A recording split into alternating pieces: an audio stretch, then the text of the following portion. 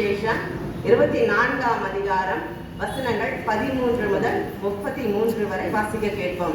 St. Luke chapter 24 verses beginning from 13 to 33. அன்றைய தினமே அவர்களில் 2 பேர் எருசலேமுக்கு 7 அல்லது 8 மைல் தூரமான எம்மாவு என்னும் கிராமத்துக்கு போனார்கள். போகையில் இந்த வர்த்தமானங்கள் யாவையும் குறித்து அவர்கள் ஒருவரோடொருவர் பேசிக்கொண்டார்கள். இப்படி அவர்கள் பேசி சம்பாஷித்துக் கொண்டிருக்கையில் இயேசு தாமே சேர்ந்து அவருடனே கூட நடந்து போனார். ஆனாலும் அவரை அறியாதபடிக்கு அவருடைய கண்கள் மறைக்கப்பட்டிருந்தது. அப்பொழுது அவர் அவர்களை நோக்கி, நீங்கள் துக்கமுள்ளவர்களாய் வழி நடந்து ஒருவருக்கொருவர் சொல்லிக் கொள்கிற காரியங்கள் என்ன என்று கேட்டார். அவர்களில் ஒருவனாகிய கிளையோப்பா என்பவன் பிரதியுத்தரமாக, இந்நாட்களில் எருசலேமிலே நடந்தவைகளை அறியாதபடிக்கு நீர் அந்நியரா இருக்கிறீரோ என்றான். அவர் எவைகள் என்றார். அதற்கு அவர்கள், நசரேயனாகிய இயேசுவை குறித்தவைகளே. அவர் தேவனுக்கு முன்பாகவும் ஜனங்கள் எல்லோருக்கும் முன்பாகவும் செய்கையிலும் வாக்கிலும் வல்லமையுள்ள தீர்க்கதரிசியா இருந்தார். நம்முடைய பிரதான ஆசாரியரும் அதிகாரிகளும் அவரை மரண ஆக்கினைக்குட்படுத்தி சிலுவையில் அறைந்தார்கள். அவரே இஸ்ரவேலை மீட்டி ரட்சிப்பவர் என்று நாங்கள் நம்பியிருந்தோம். இவைகள் சம்பவித்து இன்று 3 நாள் ஆகிறது.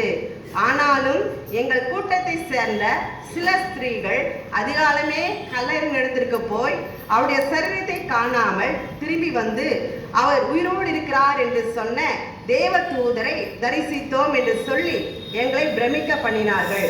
அப்பொழுது எங்களிலே சிலர் கல்லறையின் இடத்திற்கு போய் ஸ்திரீகள் சொன்னபடியே கண்டார்கள், அவரையோ காணவில்லை என்றார்கள்.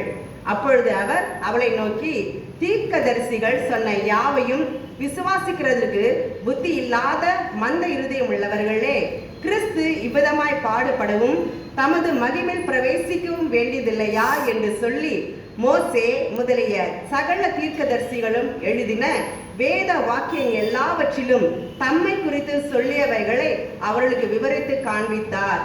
அத்தருணத்தில் தாங்கள் போகிற கிராமத்துக்கு சமீபமானார்கள். அப்பொழுது அவர் அப்புறம் போகிறவர்கள் போல காண்பித்தார். அவர்கள் அவரை நோக்கி, நீர் எங்களுடனே தங்கியிரும், சாயங்காலமாயிற்று, பொழுதும் போயிற்று என்று அவரை வருந்தி கேட்டுக்கொண்டார்கள். அப்பொழுது அவர் அவர்களுடனே தங்கும்படி உள்ளே போனார். அவர்களோடே அவர் பந்தி இருக்கையில் அவர் அப்பத்தை எடுத்து ஆசீர்வதித்து அதை பிட்டு அவர்களுக்கு கொடுத்தார். அப்பொழுது அவருடைய கண்கள் திறக்கப்பட்டு அவரை அறிந்தார்கள். உடனே அவர் அவளுக்கு மறைந்து போனார்.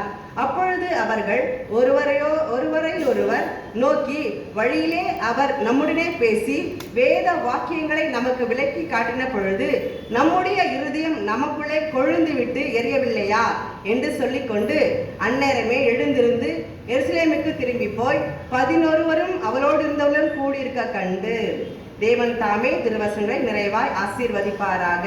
ஆமேன்.